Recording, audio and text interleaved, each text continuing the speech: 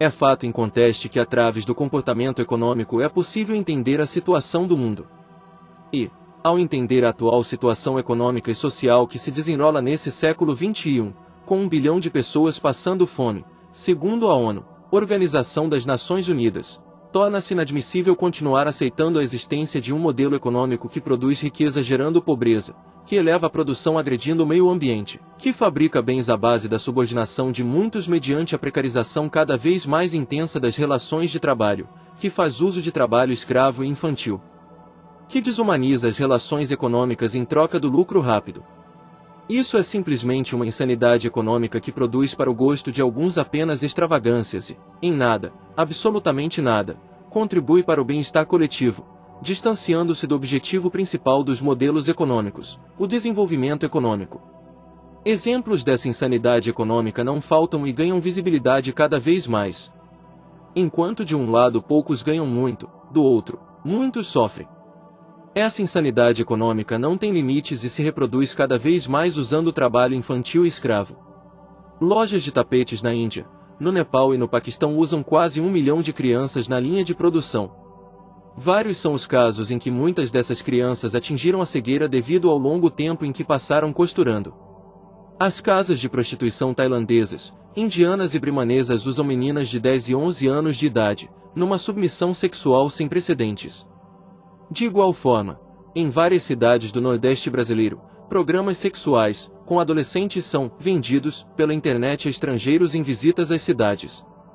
No Oriente Médio, nas famosas corridas de camelo, os jockeys são meninos entre 12 e 15 anos, comprados por comerciantes e tratados com brutalidade, da mesma forma como também são tratados os camelôs. No Camboja, a indústria de tijolos e telhas faz uso de meninos descalços e sem nenhuma proteção para o transporte desse produto. Razão pela qual muitas crianças aparecem com braços, pernas e dedos cortados pelo manuseio dos pesados tijolos. A Nike, fabricante de calçados esportivos, enquanto enche ano a ano seus cofres e torra fortuna em publicidade, continua usando o trabalho infantil na Indonésia.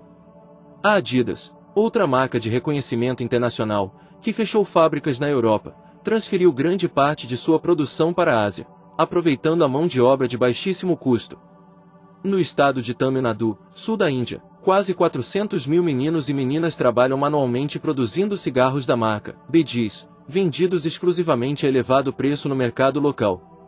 O salário desses meninos e meninas não ultrapassa 30 centavos de dólar por hora.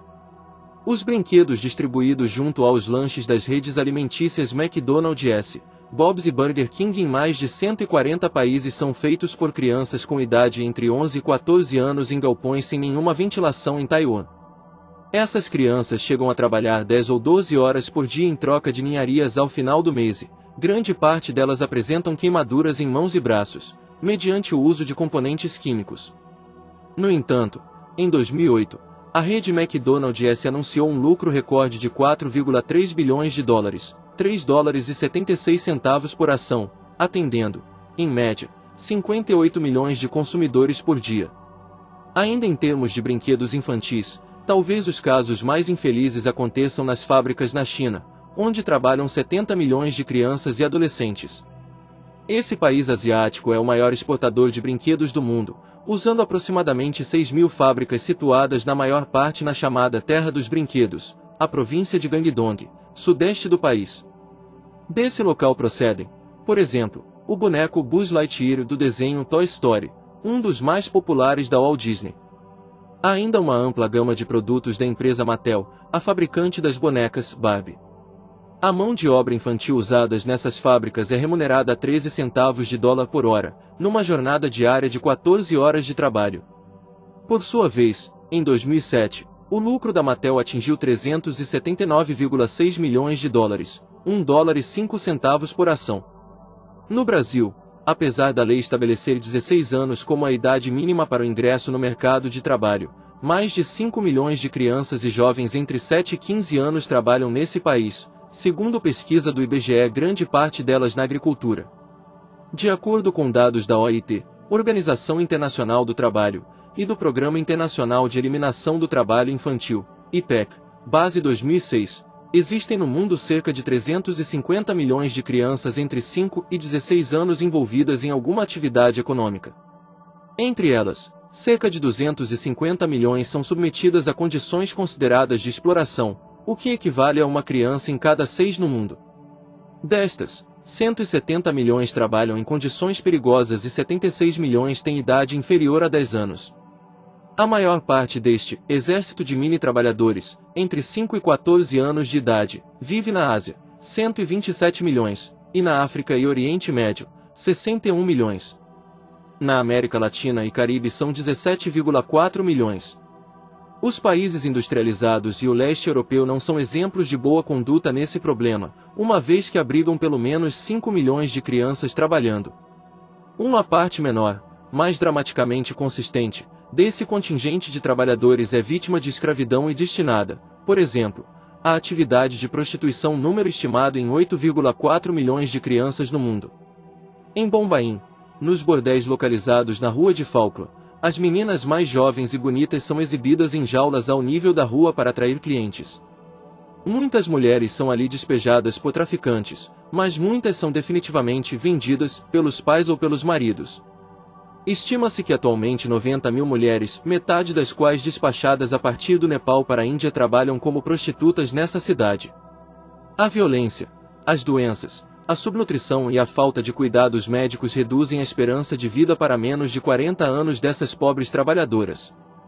Todos esses poucos, diante de uma infinidade, exemplos fazem parte de um modelo econômico insano que privilegia os ganhos financeiros em detrimento do sofrimento e da dor. No mesmo instante em que crescem os lucros de empresas como a Nike, Adidas, Mattel, das redes alimentícias McDonald's e similares, dos fabricantes de tapetes do Nepal, da Índia e do Paquistão, cresce a dor e o sofrimento de milhões de indivíduos que contribuem, com horas e horas de trabalho, para os ganhos exorbitantes desses grandes conglomerados que superam em importância econômica várias nações. Não por acaso, nesse pormenor, 51% das 100 maiores economias do mundo são corporações, e não países. Enquanto esse modelo econômico perverso não for alterado, o alagamento dos bolsões de pobreza, miséria e indigência será constante. Enquanto o próprio conceito de economia não incluir em suas análises a valorização e a participação do indivíduo, nenhuma mudança será possível. Nesse sentido, enquanto a economia não for solidária e participativa, o modelo econômico atuante será o de sempre, excludente e individual, guiado unicamente pelo egoísmo e pela insensibilidade perante o sofrimento de muitos. Por economia solidária entendemos um sistema econômico em que o indivíduo seja o ponto central na organização da atividade econômica, acima de tudo, em que os direitos sociais sejam estabelecidos como princípios reguladores da economia. Economia solidária pressupõe que a responsabilidade seja coletiva, e não individual, onde haja a união do capital ao trabalho, unindo o trabalho associativo, ajuda mútua, entre associações, cooperativas e agências de fomento. No entanto, não nos iludamos, a mudança para uma economia solidária e participativa exigirá tempo, necessitará, nas palavras de Riane Isler, autora de The Real Wealth of Nations, modificações nos valores culturais e institucionais. Mas, se um número suficiente de pessoas se mobilizar, ela terá lugar. Dessa forma, a economia precisa urgentemente ser mudada em prol da melhora de vida dos mais necessitados. Uma economia mais justa e solidária é perfeitamente possível, e com ela, não haverá perdedores, todos ganharão. Diante disso, resta nos mobilizarmos e nos inserirmos na participação da economia solidária. Afinal, entendemos que a economia, enquanto ciência, deve-se pôr exclusivamente a serviço de diminuir as diferenças sociais que são cada vez mais gritantes.